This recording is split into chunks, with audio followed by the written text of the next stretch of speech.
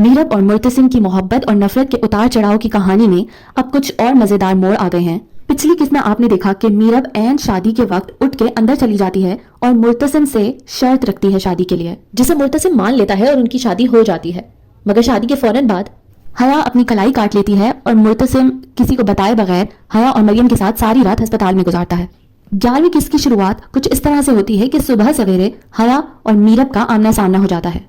मुर्तसिम चूंकि सारी रात उसके साथ अस्पताल में मौजूद था, इस बात को लेके वो मीरब को गुस्सा दिलाने की बेहद कोशिश करती है, मगर मीरब को उसकी बातों से कोई फर्क नहीं पड़ता। इसके बाद दिखाते हैं कि मीरब अपना वक्त काटने के लिए भाभी साहिबा की पंचायत में पहुंच जाती है। भाभी साहिबा उसे आंख के इशारे से कई बार अंदर जाने का कहती हैं, मगर वो उन्हें जिद करने के लिए जानबूझ के वहीं खड़ी रहती है। माँ बेगम इस बात पे मीरब को बहुत गुस्सा करती हैं कि अब तुम इस किस्म की हरकतें करना बंद कर दो। वो मीरब को कहती हैं कि आज वलीमे में कोई भी ऐसी हरकत नहीं होनी चाहिए जिससे उनकी बदनामी हो। मीरब वलीमे की दुल्हन बने अपने कमरे में बैठी हुई होती है कि मुर्तसिम वहां आ जाता है। मीरब की खूबसूरती देख के मुर्तसिम के कदम वहीं रुक जाते हैं और वो मीरब को देखता ही रह जाता है। उसके बाद मुर्तसिम मीरब का हाथ थामे उसे बाहर लॉन में वलीमे के फंक्शन के लिए ले जाता है। कुछ लम्हों बाद ही मुर्तसिम की शान में गांव के कुछ लोग अपना नाच और गाना पेश करते हैं। मीरब इस सबसे इतनी महजूज होती है कि उनके साथ बेसाख्तगी से वो उठ के नाचने लग जाती है। मीरब की इस हरकत से सभी बहुत परेशान हो जाते हैं। सभी मेहमान आपस में सरगोशियां करने लगते हैं। यहाँ मुर्तसिम अपने गुस्से पे काबू पाता हुआ स्टेज से उठ के मीरब के पास जाता है। मुर्तसिम अपनी जेब से पैसों की गड्डी निकाल के मीरब पर वारता है और सदका कर देता है। भाभी बेगम शदीद गुस्से में खड़ी ये तमाशा देख रही होती हैं और मुर्तसिम मीरब का हाथ पकड़ के उसे घर के अंदर ले जाता है। मीरब को मुर्तसिम कमरे में ले जाके अपने गुस्से पर काबू पाने की बेहद कोशिश कर रहा होता है और मीरब उसे मजीद गुस्सा दिलाने के लिए एक बार फिर उसके सामने डांस का जिक्र कर लेती है। मीरब मुर्तसिम से कहती है कि जो मेरे साथ हो रहा है ना, ये सब कुछ उसी का रद्द अमल है।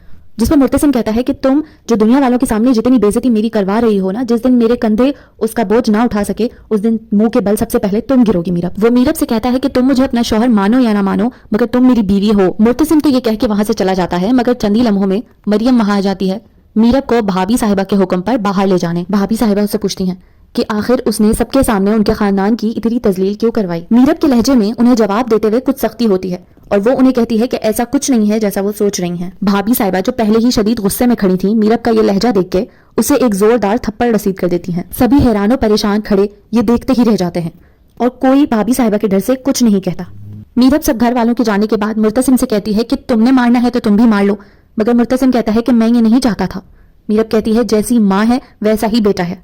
एक तरफ हया अपने कमरे में मीरब को थप्पड़ पड़ने की खुशी मना रही होती है और दूसरी तरफ वक़ास साहब और उनकी बेगम शदीद परेशान बैठे होते हैं। वक़ास साहब की बेगम उन्हें कहती हैं कि आप अनवर साहब से बात क्यों नहीं करते, वो अगर मीरब को अपने पास रखने के लिए लाए हैं तो क्या इस तरह रहेगी वो मीरब यहाँ।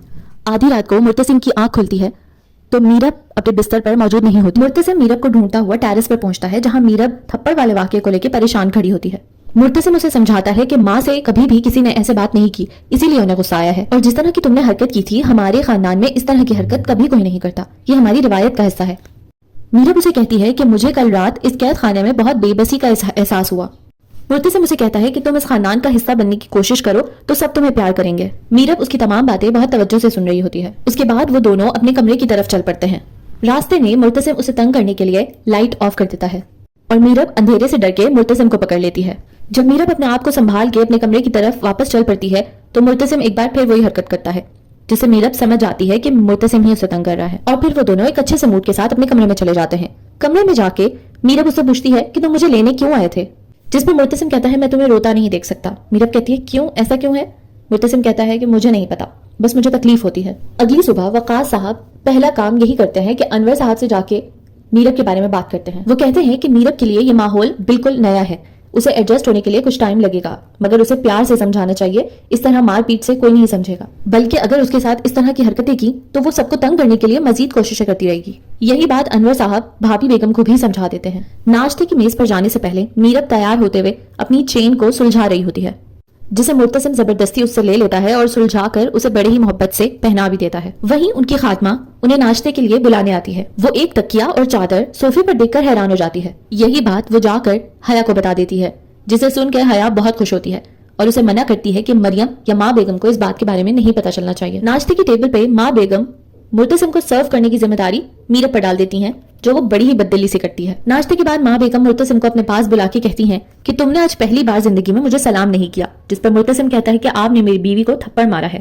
ماں بیگم مرتسم کو غصہ ہوتی ہیں کہ تمہاری نظر میں بیوی کی اہمیت ماں سے زیادہ ہو گئی ہے۔ مرتسم کہتا ہے کہ ہر انسان کی اپنی جگہ ہے، اس کی اپنی اہمیت بہت زیادہ ہے، اس لیے آپ کو اگر اسے کچھ سمجھانا ہے تو محبت اور پیار سے سمجھائیے، اسے گھر کی ذمہ داری دیجیے تاکہ وہ اس گھر کو اپنا سکے۔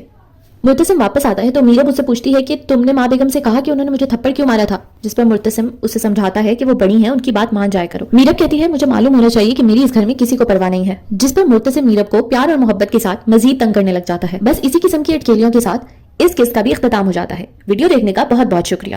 ویڈیو کو لائک، شیئر اور چینل کو سبسکرائب کرنا مت بھولیے گا۔